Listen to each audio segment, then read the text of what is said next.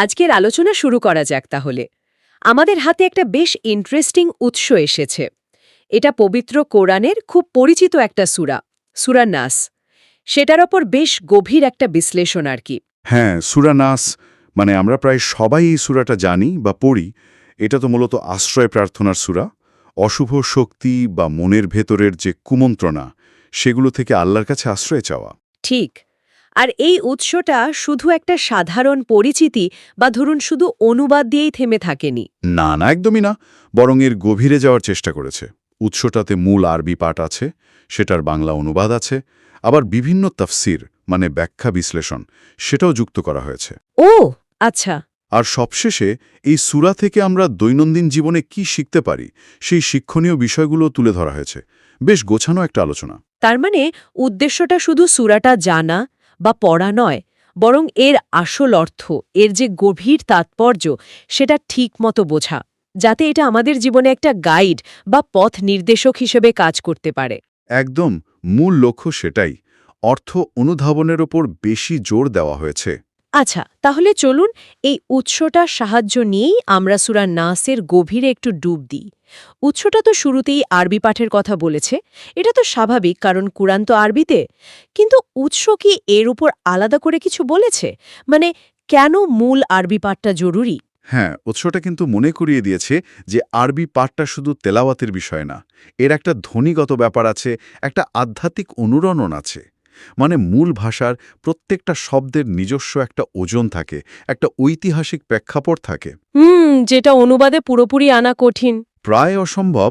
যেমন ধরুন সূরা নাসের কিছু শব্দ, নাস, ওয়াসওয়াস, হান্নাস, এগুলোর আরবি ধ্বনি, এর যে ব্যঞ্জনা, সেটাও কিন্তু বার্তার একটা অংশ। উৎস বলছে মূল আরবি পাঠের সাথে যদি একটা সংযোগ থাকে, তাহলে উপলব্ধিটা শুরু হয় সেখান থেকেই। বুঝলাম, কিন্তু মুশকিল হলো সবার তো আরবি জ্ঞান থাকে না। ঠিক। যেখানেই তো অনুবাদের প্রয়োজনটা আসছে। উৎসটিতে তো বাংলা অনুবাদও আছে বললেন। অনুবাদ নিয়ে উৎসটার অ্যাপ্রোচটা কি? মানে এটা কি শব্দ ধরে ধরে অনুবাদ, নাকি ভাবার্থের দিকে বেশি জোর? উৎসটা এটা স্বীকার করে যে অনুবাদ বেশ কঠিন একটা কাজ।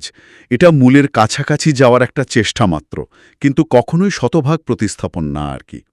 এখানে যে বাংলা অনুবাদটা ব্যবহার করা হয়েছে, চেষ্টা করা হয়েছে সেটাকে সরল রাখতে আর ভাবানুবাদমূলক করতে, যাতে সাধারণ পাঠকও মূল মেসেজটা ধরতে পারে। তবে উৎস এটাও খুব পরিষ্কার করে বলেছে যে অনুবাদের সীমাবদ্ধতা কিন্তু আছে। যেমন?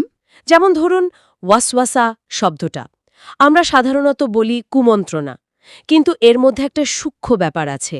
এটা বারবার ফিরে আসে, গোপনে কাজ করে। এই পুরো ভাবটা একটা শব্দে প্রকাশ করা খুব কঠিন। আচ্ছা, আচ্ছা। এইখানেই তাহলে তফসির বা ব্যাখ্যার প্রয়োজনটা চলে আসে, তাই না? উৎস বলছে এতে তফসির ভিত্তিক ব্যাখ্যাও আছে। কেন শুধু অনুবাদ যথেষ্ট হচ্ছে না? উৎস অনুযায়ী তফসিরের ভূমিকাটা ঠিক কি? ঠিক ধরেছেন। উৎসটার একটা বেশ বড় অংশ জুড়েই আছে তাফসীর। কারণটা হলো কোরআনের আয়াতের অর্থ প্রায়শই বেশ গভীর আর বহুমাত্রিক হয়। সূরা নাস শুনতে খুব সরল মনে হলেও এর শব্দগুলোর পেছনে কিন্তু অনেক গভীর অর্থ আর প্রেক্ষাপট আছে। যেমন কোন অংশটার কথা বলছেন? যেমন এই যে আল্লাহকে এখানে ৩টা বিশেষণে ডাকা হলো।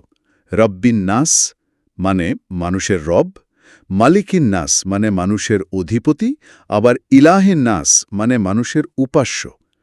কেন এই ৩টা নাম ব্যবহার করা হলো? হ্যাঁ, এটা আসলেই ভাবনার বিষয়। উৎস কি বলছে এই নিয়ে? কেনই তিনটা বিশেষণ?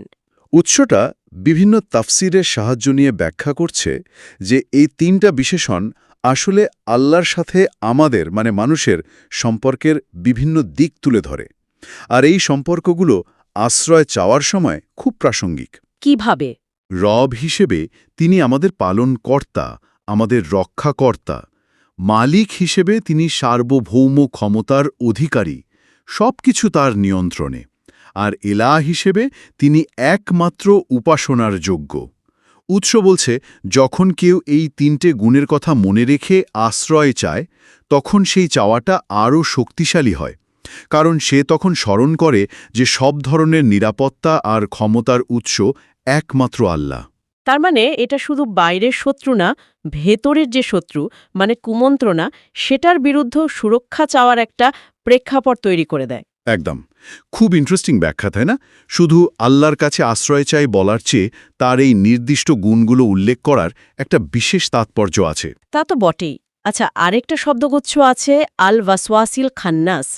এর কোনো নির্দিষ্ট ব্যাখ্যা কি উৎস দিয়েছে? এর অনুবাদ তো আমরা প্রায়ই শুনি কুমন্ত্রণাদাতা যে পিছিয়ে যায় বা এরকম কিছু। হ্যাঁ, উৎসর বেশ বিস্তারিত ব্যাখ্যায় গেছে। ওয়াসওয়াস মানে তো শুধু কুমন্ত্রণা না, এটা হলো সেই সূক্ষ্ম বারবার মনে আসা চিন্তা বা প্ররোচনা, যা মনে সন্দেহ, ভয় বা পাপের ইচ্ছে জাগায়। আর খান্নাস? খান্নাস মানে যে লুকিয়ে পড়ে বা পিছিয়ে যায়, পশ্চাৎ অপসরণ করে।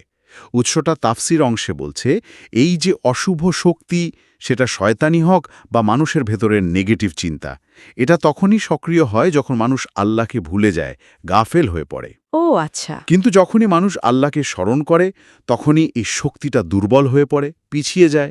এই যে লুকিয়ে পড়া বা পিছিয়ে যাওয়া, এই বৈশিষ্ট্যটাই খান্নাস শব্দের মূল ভাব। উৎস এখানে শয়তানের কৌশল আর আল্লাহর স্মরণের শক্তি দুটো দিকই তুলে ধরছে। তার মানে দাঁড়াচ্ছে, এই সূরাটা শুধু আশ্রয় চাওয়ার কথাই বলছে না, একই সাথে সমস্যার ধরনটা কি আর তার প্রতিকার কি হতে পারে সেটারও ইঙ্গিত দিচ্ছে। এটা জানাটা তো খুবই জরুরি।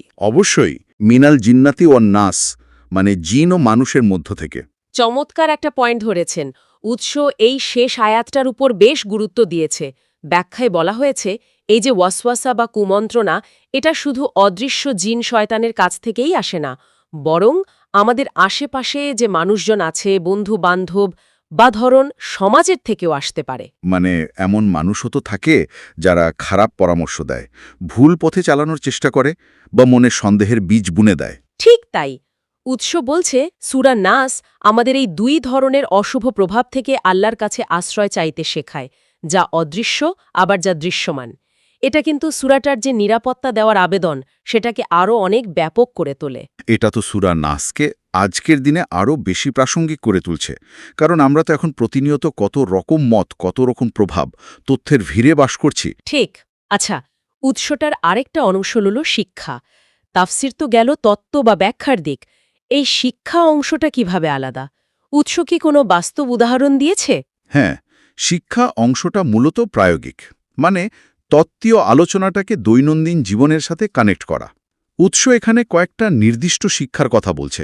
যেমন ধরুন, বলুন। ১ নম্বর হলো আত্মসচেতনতা।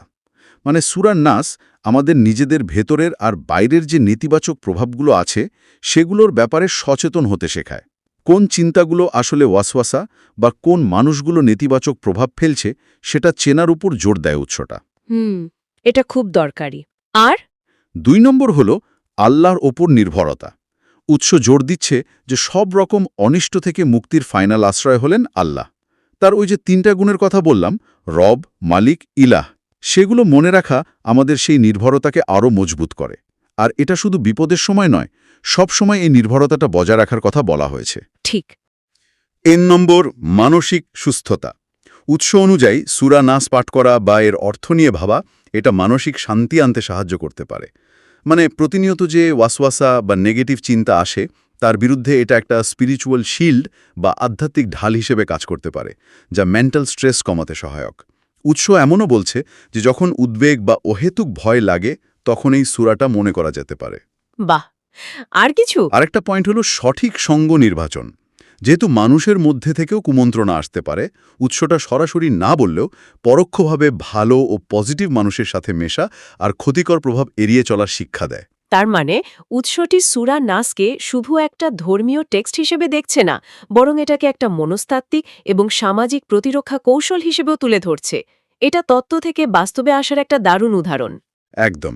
উৎস এটাই দেখানোর চেষ্টা করেছে যে ১৪০০ বছর আগে নাজিল হওয়া একটা সূরা আজকের এই জটিল জীবনেও কতটা প্রাসঙ্গিক হতে পারে। এটা শুধু শয়তানের কুমন্ত্রণা না, বরং আধুনিক জীবনের যে স্ট্রেস, অ্যাংজাইটি, ইনফরমেশন ওভারলোড, নেতিবাচক সামাজিক প্রভাব, এসব থেকেও সুরক্ষা পাওয়ার একটা আধ্যাত্মিক টুল বা হাতিয়ার হতে পারে। এই শিক্ষা অংশটা পাঠককে আসলে সক্রিয়ভাবে ভাবায় যে এই মেসেজগুলো নিজের জীবনে কিভাবে কাজে লাগানো যায়। তাহলে পুরো ব্যাপারটা দাঁড়াচ্ছে এরকম, উৎসটা প্রথমে মূল আরবি পাঠের গুরুত্ব বলছে, তারপর অনুবাদের মাধ্যমে অর্থটাকে সহজ করছে, এরপর তাফসিরে গিয়ে শব্দের ভেতরের মানে, প্রেক্ষাপট, বিভিন্ন ব্যাখ্যা, যেমন আল্লাহর ওই ৩টা গুণ বা ওয়াসওয়াসার প্রকৃতি, এগুলো আলোচনা করছে। আর সবশেষে বাস্তব জীবনে কাজে লাগানোর জন্য নির্দিষ্ট কিছু শিক্ষা দিচ্ছে। এটা সত্যি একটা বেশ গোছানো স্তরভিত্তিক পদ্ধতি। হ্যাঁ, এই কাঠামোর সুবিধা হল এটা বিভিন্ন ধরনের পাঠককে অ্যাট্রাক্ট করতে পারে। কেউ হয়তো শুধু সরল অনুবাদ আর শিক্ষাটা জানতে চান, তার জন্য সেটা আছে। আবার কেউ হয়তো তাফসীরের গভীরে যেতে চান, তার জন্য খোরাক আছে। উৎসটা চেষ্টা করেছে দুটো চাহিদাই মেটাতে। এর মূল ফোকাস কিন্তু শুধু ইনফরমেশন দেওয়া নয়, বরং পাঠকের মনে একটা কানেকশন তৈরি করা, সূরার বার্তার সাথে, আল্লাহর সাথে এবং নিজের ভেতরের অবস্থার সাথে। এই যে বললেন স্তরভিত্তিক পদ্ধতি, এটা কি কোনো চ্যালেঞ্জ তৈরি করে? যেমন বিভিন্ন তফসিরের মধ্যে তো মতপার্থক্যও থাকতে পারে, তাই না? উৎস কি সে ব্যাপারে কিছু বলেছে? উৎসটা সরাসরি বিভিন্ন মাযহাব বা স্কলারদের মধ্যেকার মতপার্থক্য নিয়ে খুব বিস্তারিত আলোচনায় যায়নি। তবে এটা স্বীকার করে যে তাফসীর যেহেতু একটা ব্যাখ্যামূলক শাস্ত্র, এতে বিভিন্ন দৃষ্টিভঙ্গি থাকাটা স্বাভাবিক। কিন্তু সূরা নাসের যে মূল বার্তা, আল্লাহর কাছে আশ্রয় চাওয়া, এই বিষয়ে কিন্তু মৌলিক কোনো মতভেদ নেই। আচ্ছা। উৎসটা মূলত সেই ইউনিভার্সাল মেসেজ আর শিক্ষাগুলোর উপরেই বেশি ফোকাস করেছে, যা প্রায় সব তাফসীরকারকই গ্রহণ করেছেন। এটা বিষয়টাকে বেশি জটিল না করে মূল উপলব্ধিটার দিকে পাঠককে নিয়ে যেতে চেয়েছে আর কি। বোঝা গেল। অর্থাৎ খুব বেশি একাডেমিক বিতর্কের ভেতরে না গিয়ে মূল নির্যাসটা তুলে ধরার চেষ্টা করা হয়েছে। এটা সাধারণ পাঠকের জন্য বেশ কাজের। আচ্ছা, এই উৎসটা পড়ার পর একজন পাঠকের মনে সূরা নাস সম্পর্কে ঠিক কী ধারণা তৈরি হওয়া উচিত বলে আপনার মনে হয়? মানে মূল টেকঅওয়েটা কি? আমার মনে হয় মূল টেকঅওয়েটা হলো সূরা নাস শুধু কয়েকটা বাক্য নয়, এটা একটা অত্যন্ত শক্তিশালী আধ্যাত্মিক ডিফেন্স মেকানিজম বা প্রতিরক্ষা ব্যবস্থা। এটা আমাদের শেখায় যে জীবনে আমরা যত রকম অশুভ শক্তির মুখোমুখি হই, সেটা বাইরের হোক বা ভেতরের, দেখা যাক বা না দেখা যাক, তার সবকিছুর উপরে একজন পরম সত্তা আছেন, যিনি আমাদের রব, আমাদের মালিক, আমাদের ইলাহ। তার কাছে ঠিকমতো আশ্রয় চাইতে পারাটাই আসল। উৎসটা এই ঠিকমতো চাওয়ার পথটাই দেখিয়েছে, অর্থ বুঝে, তাৎপর্য উপলব্ধি করে এবং সেটা জীবনে প্রয়োগ করে। এই আলোচনা থেকে একটা জিনিস খুব পরিষ্কার হলো যে একটা ছোট্ট সূরাকেও কত গভীরভাবে জানা বা বোঝা সম্ভব যদি সঠিক পদ্ধতি ফলো করা হয়। উৎসটা সেই পদ্ধতিটাই আমাদের সামনে তুলে ধরল। ঠিক। এবং এই পদ্ধতিটা মানে মূল টেক্সট, তার অনুবাদ, তারপর গভীর ব্যাখ্যা এবং শেষে প্রায়োগিক শিক্ষা, এটা কিন্তু শুধু সূরা নাস নয়। আমার মনে হয় যে কোনো গুরুত্বপূর্ণ টেক্সট বা আইডিয়াকে বোঝার ক্ষেত্রেই হয়তো কাজে লাগানো যেতে পারে। তাহলে সারসংক্ষেপে যদি বলি, আমাদের হাতে থাকা এই উৎসটা সূরা নাস অধ্যয়নের জন্য একটা বেশ পূর্ণাঙ্গ, একটা স্তরভিত্তিক কাঠামো দিচ্ছে। এতে মূল আরবি পাঠ, সেটার অনুবাদ যেমন আছে, তেমনি আল্লাহর গুণাবলী বা ওয়াসওয়াসার প্রকৃতি, এই ধরনের বিষয়ের গভীর ব্যাখ্যাও আছে, মানে তাফসির। আর সবশেষে মানসিক সুস্থতা, আত্মরক্ষা, এই জাতীয় দৈনন্দিন জীবনের শিক্ষাও আছে। এর উদ্দেশ্য একটাই, পাঠকের জন্য স্বচ্ছতার গভীর উপলব্ধি নিশ্চিত করা, যাতে সূরাটা একটা জীবন্ত নির্দেশিকা হয়ে ওঠে। এখানে একটা বিষয় কিন্তু ভাবনার খোরাক যোগায়। উৎসটা দেখুন, একটা ধর্মগ্রন্থের নির্দিষ্ট অংশ বোঝার জন্য একটা স্ট্রাকচার্ড বা কাঠামোগত পদ্ধতির উপর জোর দিচ্ছে। মানে শাব্দিক অর্থ থেকে শুরু করে ব্যাখ্যার মাধ্যমে সেটার গভীর তাৎপর্য আর প্রাসঙ্গিকতা তুলে ধরা হচ্ছে। এটা আমাদের এই চিন্তায় ফেলতে পারে যে কোনো ঐতিহ্য বা ধারার যে মৌলিক টেক্সটগুলো আছে, সেগুলোকে বোঝার ক্ষেত্রে এই ধরনের কাঠামোগত বিশ্লেষণ, যা মূল টেক্সট, তার ব্যাখ্যা এবং তার প্রয়োগকে একসাথে জুড়ে দেয়, সেটা পাঠকের সংযোগ আর উপলব্ধিকে বিভিন্ন প্রেক্ষাপটে কিভাবে আরও গভীর, আরও অর্থবহ করে তুলতে পারে, এটা একটা ভাবনার বিষয় কিন্তু।